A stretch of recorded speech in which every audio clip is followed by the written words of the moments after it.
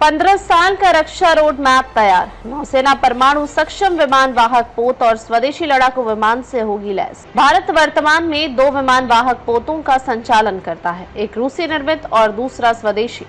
प्रस्तावित विमान वाहक पोत परमाणु ऊर्जा से संचालित होगा। ऐसा भारत के लिए पहली बार होगा ताकि लंबी दूरी तक पहुंच और गुप्त संचालन सुनिश्चित हो सके।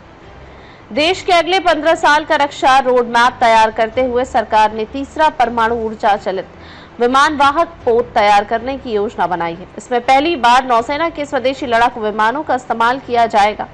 इससे समंदर में देश की ताकत में इजाफा होगा और सामरिक प्रतिद्वंदियों चीन और पाकिस्तान से किसी भी खतरे की स्थिति में भारतीय नौसेना अधिक ताकतवर होगी।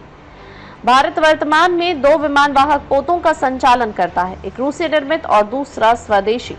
प्रस्तावित विमान वाहक पोत परमाणु ऊर्जा से संचालित होगा। ऐसा भारत के लिए पहली बार होगा ताकि लंबी दूरी तक पहुंच और गुप्त संचालन सुनिश्चित हो सके।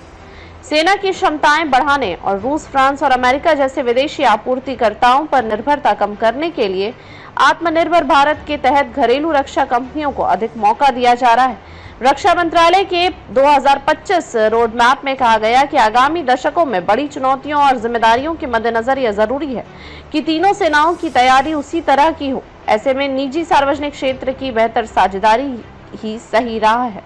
2 इलेक्ट्रोमैग्नेटिक विमान लॉन्च सिस्टम भी खरीदने की तैयारी। रक्षा रोड मैप में 2 इलेक्ट्रोमैग्नेटिक विमान लॉन्च सिस्टम खरीदने की भी योजना है। इन्हें अमेरिका नौसेना के लिए पारंपरिक स्टीम कैटापल्ट के बजाय इलेक्ट्रोमैग्नेटिक फोर्स का इस्तेमाल करके विमान वाहकों से विमान लॉन्च करने के लिए विकसित किया गया है। रोड मैप में ड्रोन पर भी विशेष जोर दिया गया है। केंद्र सरकार ने वित्तीय वर्ष में रक्षा पर लगभग 6.81 लाख करोड़ रुपए खर्च करने का बजट रखा है। विश्व बैंक के आंकड़ों के अनुसार अमेरिका, चीन और रूस के बाद भारत दुनिया का चौथा सबसे बड़ा रक्षा खर्च करने वाला देश है। दोहरे इंजन वाले डेक आधारित लड़ाकू विमान बनाने की योजना। सरकार नई पीढ़ी के कई दोहरे इंजन वाले डेक आधारित लड़ाकू विमानों और हल्के लड़ाकू विमानों को भी शामिल करने की योजना बना रहा है। नौसेना के लिए इन दोनों विमानों को हिंदुस्तान एरोनॉटिक्स लिमिटेड तैयार करेगा।